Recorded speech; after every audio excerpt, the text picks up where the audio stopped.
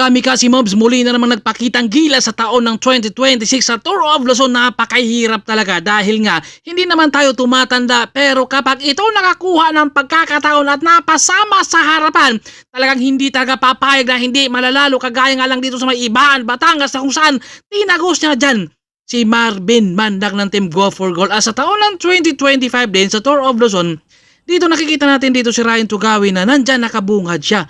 Pero ayun na nga ay talaga nga hindi rin talaga siya pinalad na makakuha rin ng lap winner dito at Tour of Luzon 2025. Kaya andyan si Ian, Berben Corpus, talagang lahat naman talaga sila gustong manalo dahil nga syempre kapag ikaw ay nagkaroon ng lap winner dito, talagang tataas yung kumpiyansa mo bilang isang siklista na kung saan meron kang pangalan na nakaukit na hindi na talaga mawawala yan sa paningin ng mga tao rin. Kaya todo ensayo dito si Ryan Tugawin sa taon ng 2020 dahil sa Tour of Luzon 2026 ay napakahirap yung kanilang karera, more ahon. Kaya si Tugawin rito talagang todo siya sa ensayo sa ahon. Dahil nga rin ay marami mga foreign riders na dumayo dito sa Pilipinas.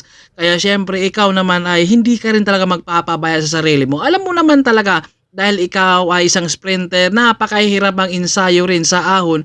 Pero ang mahalaga ay huwag ka dapat pang hinaan ng loob dahil yun ang talagang mahalaga na kahit anong hirap, kahit anong pagod, dahil lahat naman talaga sila ay napapagod. Kung baga hindi ka naman basta makukuha mo lang ang isang bagay na madali lang. Kailangan talaga paghirapan, kailangan mo talagang ibuhis yung buhay mo para talagang makuha mo yung pangarap mo. Kaya dito si Tugawin sa taon ng 2026, nagpupursige siya talagang mag-ensayo kahit anong hirap, talagang pagod. Dahil nga expect natin rito sa taon ng 2020 sa Tour of Luzon talaga ay matulin yung karera gawa ng marami ang mga foreign riders na talagang dumayo. Kaya nandyan pa yung world tour na si Anton UB. Kaya talagang todo ensayo rin naman talaga ang mga Pinoy natin na rider na kung saan para makakasabay rin naman talaga sila dahil yung karera kasi ando na yung matulin. Hindi ka na pwede na hihinto ka,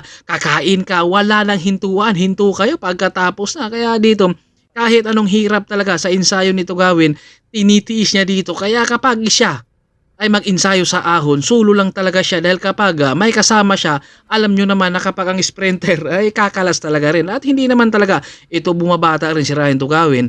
Kumbaga, I think parang siya ang pinakamatanda rin sa lahat na naglaro sa Tour of Luzon 2020. Hindi ko lang alam pero baka siya ang pinakamatanda. Pero alam mo naman natin na edad lang talaga ang tumatanda. Kumbaga, sabi nga kalabaw lang ang tumatanda. Kaya puspusan pa rin dito si Ryan Tugawin sa pag-ensayo niya. Kaya syempre, dahil sa taon ng 2025 ay talagang gusto sana rin talaga niya na makakuha ng lap winner. Pero yun nga, hindi siya pinalad kahit nandun na siya sa bungad, pero talagang dito sa pangalawang tour ay sa taon ng 2026 ay dito siya talagang nagpopursige kahit pagod na pagod siya. Kumbaga ensayo araw-araw dahil siyempre kapag meron kang gustong kunin, kailangan mo talagang paghirapan bago mo yan ay makamit yung hinihingi mo. Kaya lahat naman talaga sila kumbaga puspusan sa mga ensayo.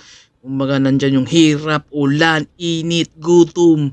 Kumbaga kasama talaga yan sa loob ng karera, lalong-lalo na sa ensayo. Dahil kapag sa ensayo kasi kailangan mo talagang sanayin rin yung katawan mo na hindi ka dapat bibigay. Alam mo naman natin ang mga veterano na inaantay lang din yung mga baguhan lang na bibigay. Kumbaga nag-aantayan lang din yan sila. Kumbaga sa tiis lang talaga yan sila magkakatalo. Kaya syempre, kapag ikaw ay naghirap sa pag-ensayo mo, ay talagang meron talagang magbunga. Kaya sa taon ng 2026, maganda ang pinakita ni Ryan Tugawin na kung saan siya yung pinaka may edad pero talagang nagawa pa rin niyang makakuha ng lap winner dahil kita niyo naman yung pinag-iinsayuhan. Kumbaga ahon talaga dahil ang mga climber, syempre hindi pwede mag-iinsayo rin sa patag. Kaya si Tugawin napasama, syempre kailangan talaga sumabay sa ahon rin kahit pagod siya, kahit ayaw na siguro sa isip niya na napakahirap talaga, pero kailangan niyang tiisin, kailangan niyang sanayin rin yung katawan niya,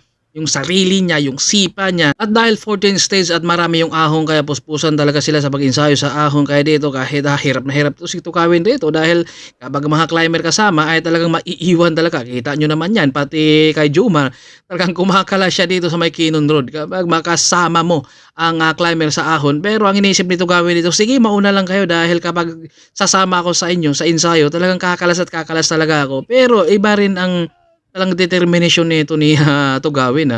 Gawa ng sa karera nandun yung tiis kasi niya na talagang hindi basta rin bibigay. Yun naman talagang mahalaga. Kumbaga dapat hindi ka talaga bibigay. Sabi nga nung iba, kapag sa ensayo sanayin mo yung sarili mo para talaga pagdating sa karera madali na lang. Kaya dito sa kalang stage 5 ay napakahirap din ito gawa ng syempre Vans Penis ito. Galing sila ng Santiago. Ang finish line naman nila ay Tugigaraw 131 kilometers to. Kumbaga dito si Tugawin nakatago na dito sa likuran ni Ivan, no? Kumbaga Team Sol ang humahatag dyan, Marvin Mandak nangunguna dito sa bandang kanan natin.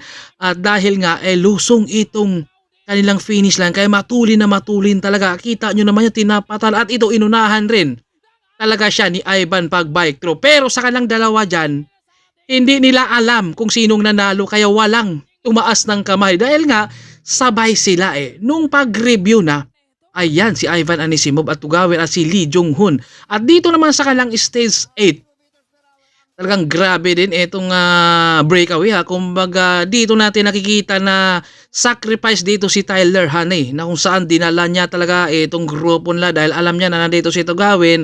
Kumbaga tinudo talaga niya dito. At kunti na lang talaga yung agwat at mga LCW dito, sila talaga yung nagpupursige rin rito talagang para ilapit. Pero wala na silang balak ilapit at idikit dito dahil nga malayo na Kumbaga inaantay na lang talaga nila na yung oras din naman nila ay hindi sila makakainan ng malaki. Kaya ito ay dahil sa stage 5 nang hinayang si Tugawin siguro hindi siya nakatulog.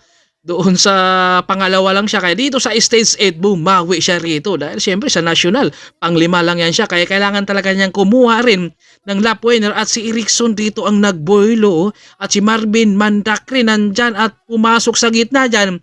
Si Ryan Tugawin at ito medyo nag-cruise pa dyan. Si Marvin Mandak siguro kala niya pakaliwa o kurbada yung finish line. Kaya ang karimatihan dyan ni Ryan Tugawin ito si Nur Rusaidi Arif Daniel ng Malaysia. Kaya ito nakakuha din si Ryan Tugawin ng lap winner din dito sa stage 8 Pagudpud to Paway sa 157 kilometers. Talagang bumawi rin dyan si Ryan Tugawin din dahil syempre nang hinayang siya doon sa kanang stage 5 na pangalawa lang siya. Pero sa kanilang rimatihan rin ay talagang hindi nila alam kung sinong nanalo doon. Kaya walang nagtaas ng kamay. Kakita nyo naman yan. Dahil nga, syempre, kapag ikaw ay magsipag talaga sa pag-ensayo, ay talagang magbunga rin. Kaya nakakuha rin talaga ni si Tugawin ng lap winner. Kumbaga, meron pa talagang ibubuga. At sa taon ng 2026, sa Tour of Luzon, kumbaga, maganda ang pinakita rin.